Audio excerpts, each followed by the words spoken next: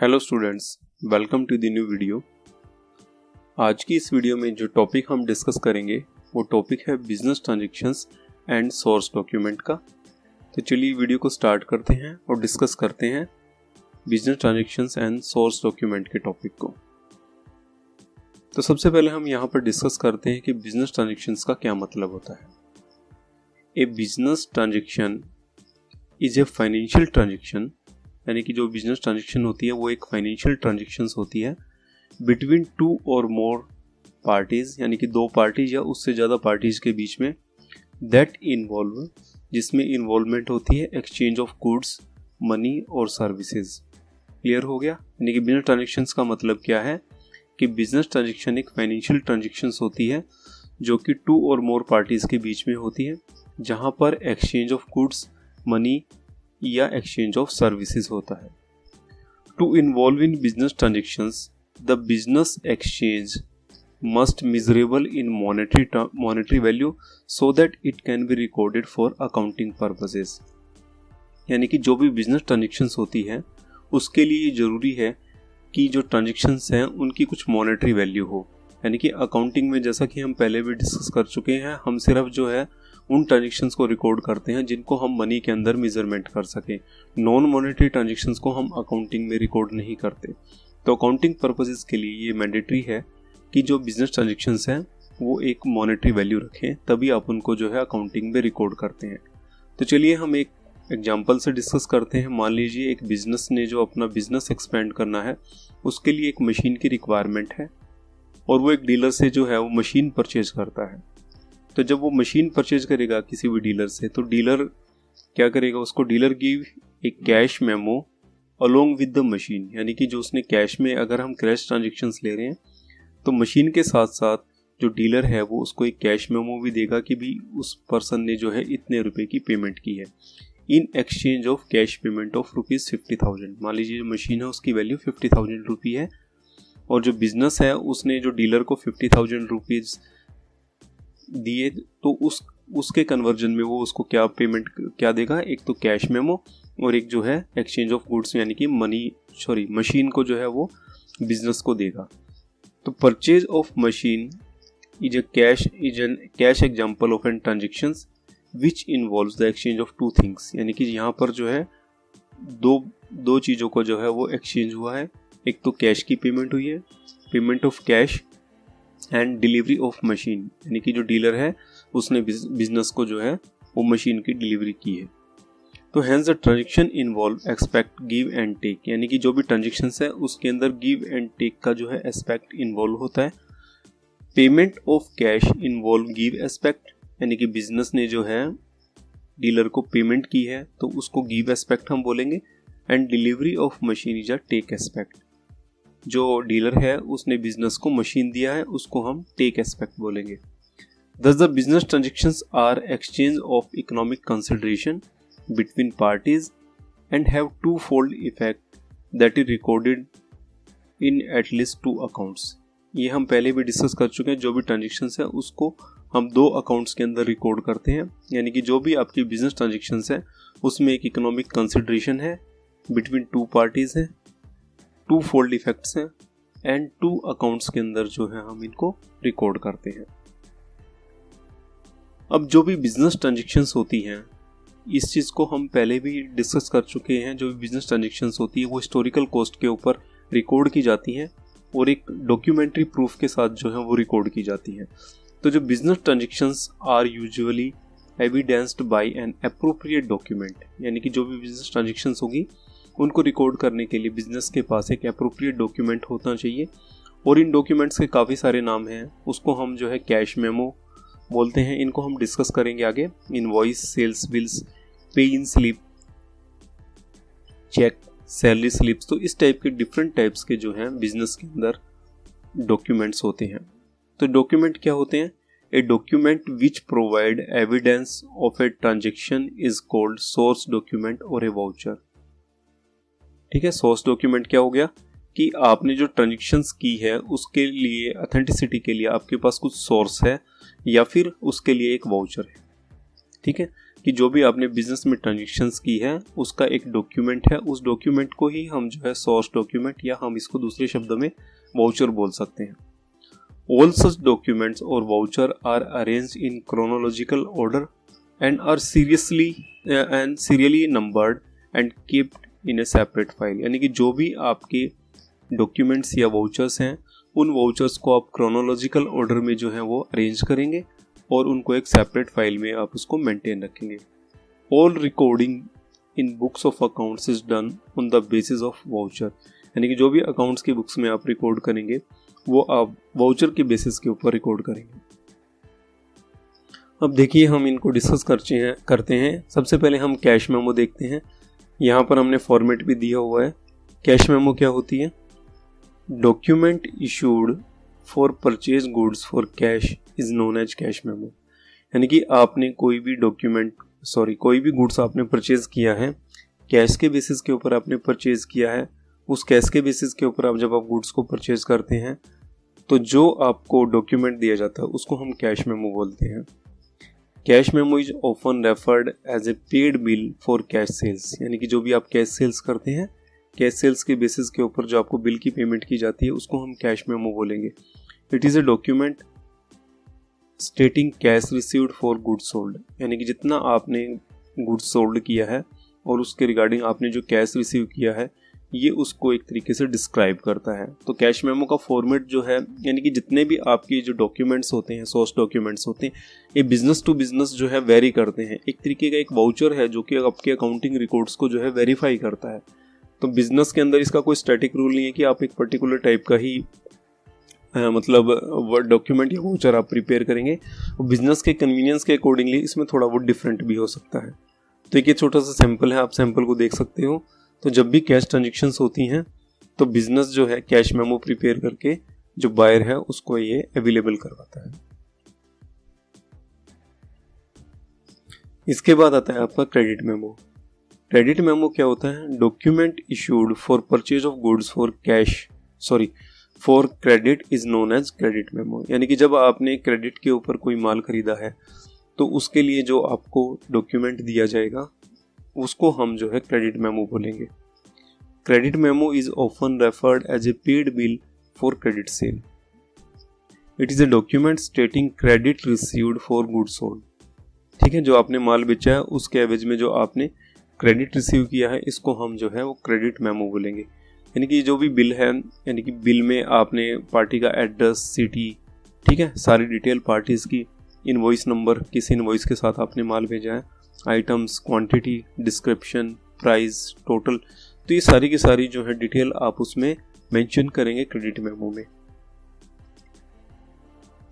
इसके बाद जो नेक्स्ट एक इम्पोर्टेंट जो डॉक्यूमेंट आता है वो आता है इनवॉइस आपका। इनवॉइस क्या होता है? An invoice is a document issued by a seller to the buyer that indicate the quantities and cost of the product or services provided by the seller।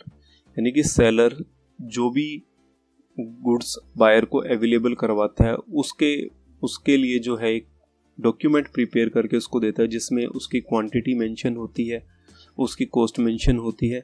तो इसको हम जो है इनवॉइस बोलते हैं। An invoice specify that what a buyer must pay the seller according to the seller's payment terms. यानी कि invoice से ये पता लगता है कि जो बायर है उसने कितने रुपए का माल खरीदा है, मतलब कि बायर ने सेलर को कितने अमाउंट जो है वो पेमेंट करनी है। An invoice indicates that a buyer owes money to a seller. ठीक है, यानी कि बायर ने जो है सेलर से कितना पैसा उधार लिया है। Therefore from a seller point of view से अगर यदि हम इनवॉइस को देखते हैं, an invoice for sales of goods और services is a sales invoice. यानी कि जो सेलर के पॉइंट ऑफ व्यू से इसको हम बोलेंगे सेल्स इनवॉइस, और बायर के पॉइंट ऑफ व्यू से हम इसको क्या बोलेंगे? Purchase invoice. यानी कि बायर ने जो है वो माल खरीदा है तो उसके बेसिस के ऊपर हम इसको परचेज इनवॉइस बोलेंगे, और सेलर के बिहाफ के ऊपर हम इसको सेल्स इनवॉइस बोलेंगे। तो इस तरीके से जो है यहाँ पर जो है कंपनी का नाम आ जाएगा।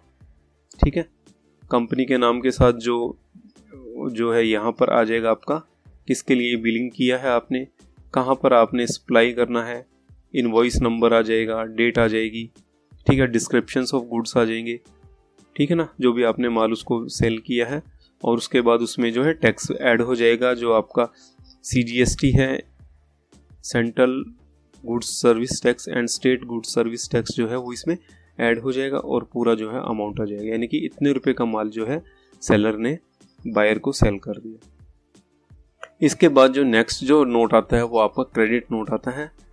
क्रेडिट नोट का मतलब क्या है? Credit note is a letter that a seller gives you when you return something, यानी कि जब आप कोई माल वापस लौटाते हैं बायर सेलर को, वो जो है आपको उसके रिगार्डिंग जो है एक नोट तैयार करके देता है, उसको हम जो है क्रेडिट नोट बोलते हैं।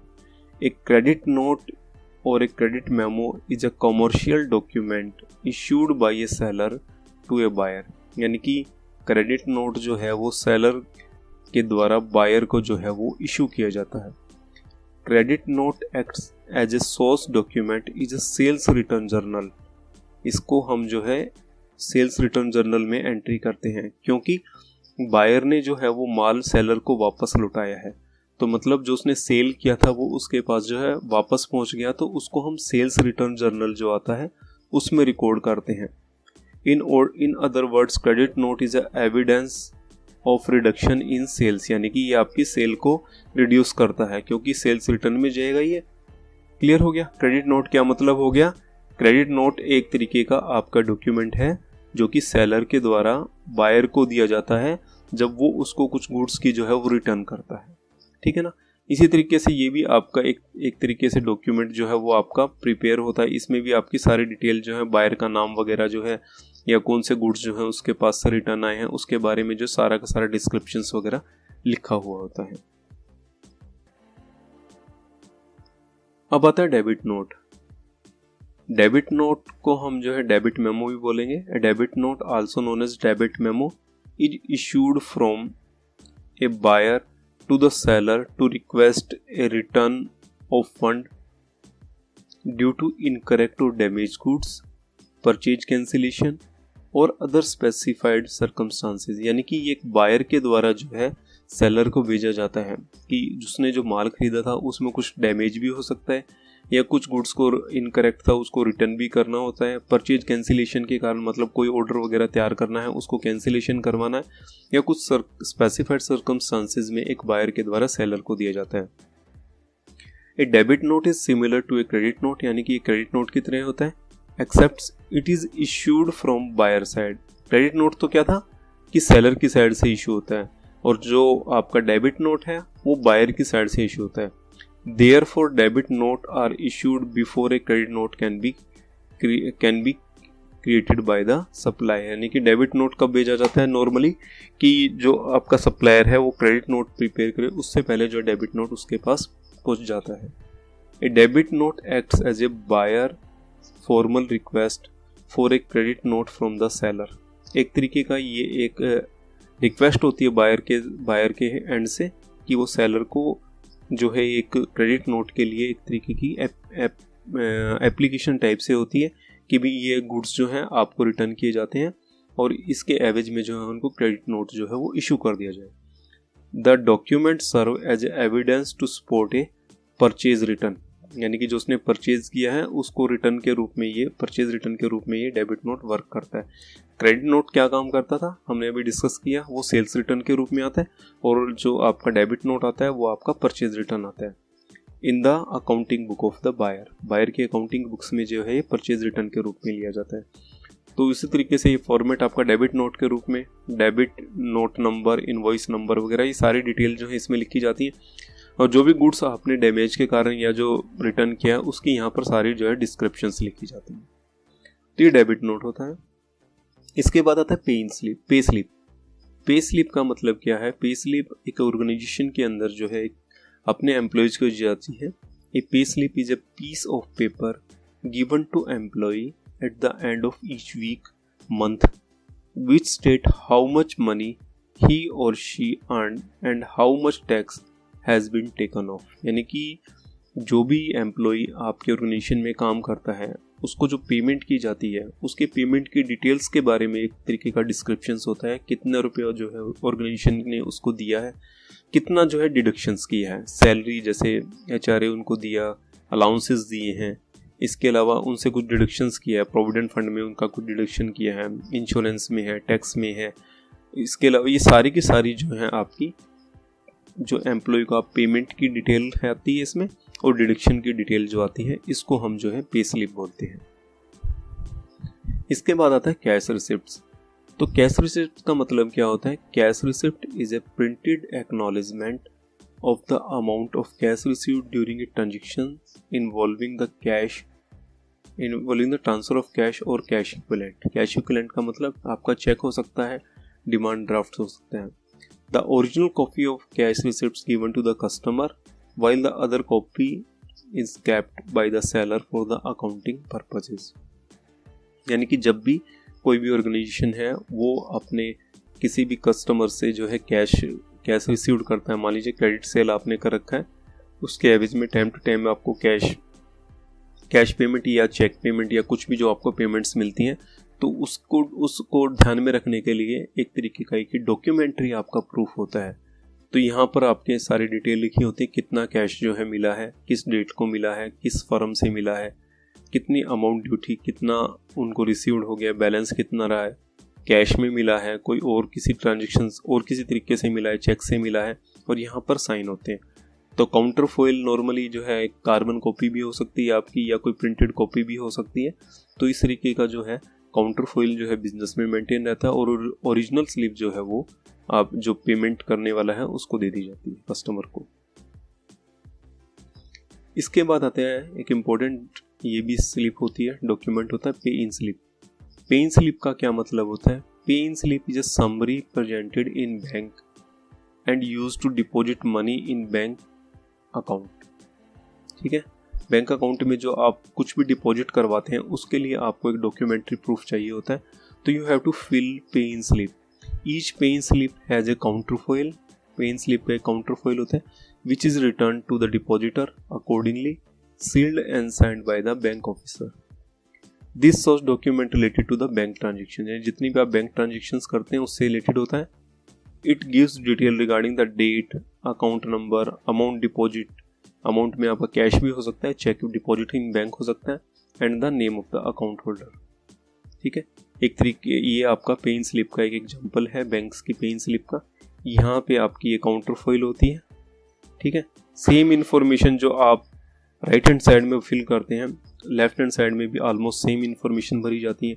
यहाँ पर आपका डेट हो जाता है, ये आपका अकाउंट नंबर हो जाता है, यहाँ पर आपका नाम आ जाता है, यहाँ पे डिटेल ऑफ कैश या आपने चेक डिपॉजिट करवाया वो होती है, उसको हम वर्ड्स में लिखते हैं।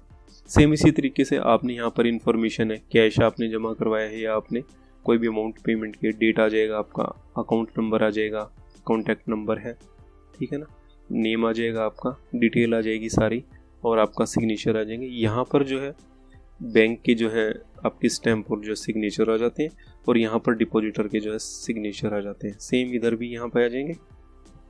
ठीक है, तो ये बैंक टू बैंक जो है ये वेरी करती है, थोड़ा बहुत चेंज होता है। तो इसको हम जो है पे इन स्लिप बोलते हैं, यानी कि बैंक में जो आप डिपॉजिट्स करते हैं उसके रिकॉर्ड्स को आप मेंटेन रखने के लिए पे इन स्लिप का यूज़ करते हैं। इसके बाद आ जाता है चेक।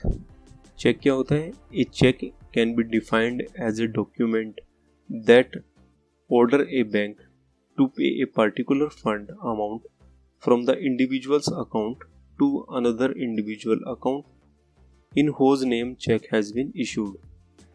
ठीक है ना, यानी कि चेक में क्या होता है कि चेक एक तरीके का आपका डॉक्यूमेंट है जिसे बैंक में दिया जाता है। बैंक को एक तरीके का ऑर्डर होता है जिसमें आप कैश विड्रॉ करते हैं या फिर किसी दूसरे अकाउंट में जो है आप मनी का ट्रांसफ़र करते हैं।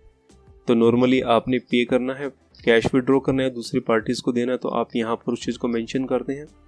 रुपीज़ वर्ड्स में लिखते हैं, सॉरी फिगर्स में लिखते हैं, वर्ड्स में लिखते हैं, डेट आ जाएगी इसमें, एंड सिग्नेचर आ जाएंगे, एंड डिपॉजिट इन बैंक। इसके बाद जो आता है हम अकाउंटिंग वाउचर को हम किस तरीके से प्रिपेयर करते हैं।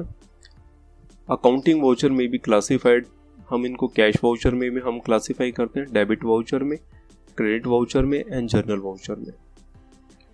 सो अकाउंट जो वाउचर्स हैं उसके लिए क्या है, क्या चीज़ें ज़रूरत है, these must be preserved in any case till the audit of the account and tax assessment for the relevant period are completed। यानी कि जो भी आपके अकाउंटिंग वाउचर्स डॉक्यूमेंट्स हैं उनको आप प्रिजर्व करके रखेंगे कब तक, जब तक कि आपके अकाउंट्स के ऑडिट ना हो जाए या टैक्स असेसमेंट ना हो जाए, जब तक आप उन अकाउंट्स को जो है प्रिपेयर करके रखेंगे।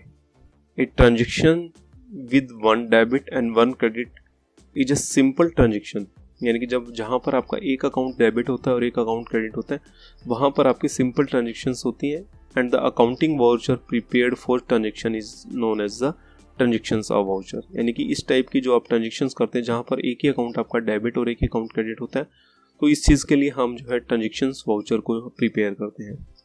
तो ट्रांजेक्शन वाउचर का फॉर्मेट ये रहता है कि ट्रांजेक्शन वाउचर है name of firm, voucher number, date, debit account, credit account and amount और नरेशन है कि उसके बारे में detail, authorise by and prepared by, यानी किसने प्रिपेयर किया एंड किसने इसको एथोराइज किया। ये ट्रांजेक्शन वाउचर का एक तरीके का फॉर्मेट होता है। इसके बाद आता है voucher which records a transaction that Antilles multiple debit and credit and one debit credit is called compound voucher. ठीक है, यानी कि मल्टीपल जहाँ पर आपका डेबिट क्रेडिट होता है उसको हम जो है कंपाउंड वाउचर बोलेंगे। तो इसमें दो टाइप के आपके वाउचर प्रिपेयर होते हैं, debit voucher and credit voucher. तो यहाँ पर पहले जो है डेबिट वाउचर का फॉर्मेट है name of firm, voucher number, credit account, ठीक है, अमाउंट, ठीक है, अमाउंट क्रेडिट हो गया। और डेबिट किन किन अकाउंट्स को करने हैं आपने, उन सारे की serial number, code, account name, कितने रुपए से करना है उसकी डिटेल जो है आप इसमें डाल देंगे। सेम इसका रिवर्स अगर यदि हम करेंगे तो वो आपका क्रेडिट वाउचर आ जाएगा। यानी क्रेडिट वाउचर है तो इसमें आपके आ जाएंगे डेबिट अमाउंट आ जाएगा और किन किन अकाउंट्स को जो हमने क्रेडिट करना है उसके सीरियल नंबर आ जाएंगे, उनके कोड्स अगर यदि आपने डाल रखे हैं, अकाउंट्स नेम आ जाएगा, अमाउंट आ जाएगी और उसके बारे में जो है डिटेल एक्सप्लेनेशन आ जाएगी। ठीक है, ये आपका क्रेडिट वाउचर आ गया। इसी तरीके से जहां पर आपके multiple debit and multiple credits हैं वहां पर आप जो है कॉम्प्लेक्स वाउचर और जनरल वाउचर जो है आप प्रिपेयर करेंगे। तो वहां पर आप जो है वाउचर प्रिपेयर इस तरीके से करेंगे, जनरल वाउचर जो है name of firm, voucher number, date, ठीक है। डेबिट अकाउंट्स आपने जितने भी अकाउंट्स डेबिट हैं वहां पर आप ये जर्नल में आप इस तरह से एंट्री कर देंगे, नेम्स और जितने भी अकाउंट डेबिट है सेम टाइप पे। और क्रेडिट अकाउंट करना है, जिन जिन अकाउंट्स को क्रेडिट करना है वो आप यहाँ पर मेंशन करते चले जाएंगे, ठीक है ना। तो इस तरीके से जो आप अकाउंट प्रिपेयर करेंगे, जो आप वाउचर प्रिपेयर करेंगे उसको हम जो है जनरल वाउचर बोलेंगे। अब आता है हमारा essential element of accounting voucher, यानी कि जब आप अकाउंटिंग वाउचर को आप प्रिपेयर करेंगे तो उसमें आप क्या चीज़ ध्यान में रखेंगे, क्योंकि अकाउंटिंग वाउचर जो है वो आपको एक लंबे टाइम तक जो है, जब तक बिजनेस में जो है ऑडिट वगैरह नहीं हो जाते हैं, जब तक आप उनको मेंटेन जो है वो करने होते हैं। तो इसके लिए कुछ एक जो है एसेंशियल पॉइंट्स हैं, तो वो आप इसमें ध्यान रखेंगे। जो अकाउंटिंग वाउचर्स है it is return in good quality paper, यानी कि जो भी आप पेपर अकाउंटिंग वाउचर के लिए आप यूज़ करेंगे वो अच्छी क्वालिटी का होना चाहिए, ड्यूरेबल होना चाहिए, क्योंकि आपको रिकॉर्ड्स जो है काफ़ी लंबे टाइम तक भी रखना पड़ सकता है। The name of firm must be printed on top, यानी कि जो नाम है फर्म का वो टॉप पे प्रिंटेड होना चाहिए। Date of transactions is filled up against the date, not the date of recording of transaction must be mention, यानी कि जो भी आप फाइल करेंगे डेट ऑफ ट्रांजेक्शंस की, ये सारी की सारी जो है आप फिल करेंगे उसमें प्रॉपर वे में। इसके बाद है the number of voucher is to be in serial order, serial order में होना चाहिए। Name of account of debit and credit is mention, ठीक है, जिस भी अकाउंट में आपने डेबिट क्रेडिट करना उसका नाम मेंशन होना चाहिए। Debit and credit amount return in figure against the amount, यानी कि आप दोनों चीज़ों में, अमाउंट में भी और फिगर में भी आप उसको मेंशन करेंगे। Descriptions of transaction is given account wise, ठीक है ना, जो ट्रांजेक्शन है उसकी आप डिस्क्रिप्शन जो है वो उसमें नोट डाउन करेंगे। The person who prepare the voucher must mention his name, यानी किस बंदे ने उस डॉक्यूमेंट को प्रिपेयर किया है, अलोंग विद द सिग्नेचर, और उसके साथ साथ जो है name and signature of authorized person are mentioned on the voucher. तो ये सारी की सारी डिटेल जो है जब आप अकाउंटिंग वाउचर आप प्रिपेयर करेंगे उस टाइम ध्यान में रखेंगे। तो आज की वीडियो में इतना ही। मेरे ख्याल से आपको ये बिजनेस ट्रांजैक्शंस का जो है टॉपिक आपको क्लियर हो गया होगा कि बिजनेस ट्रांजैक्शंस क्या होती हैं और वाउचर हम जो है वो किस तरीके से प्रिपेयर करते हैं, कैसे वाउचर होते हैं, किस तरह से वो दिखते हैं, किस तरीके से हम उसको फिल करते हैं। तो आई थिंक कि आपके लिए वीडियो हेल्पफुल रही होगी। तो आप अपने वीडियो के बारे में कमेंट जरूर मेंशन कीजिए। Thank you for watching the video. आपको चैनल अच्छा लगा तो चैनल को सब्सक्राइब कीजिए, वीडियो को लाइक एंड शेयर कीजिए। Thank you for watching the video.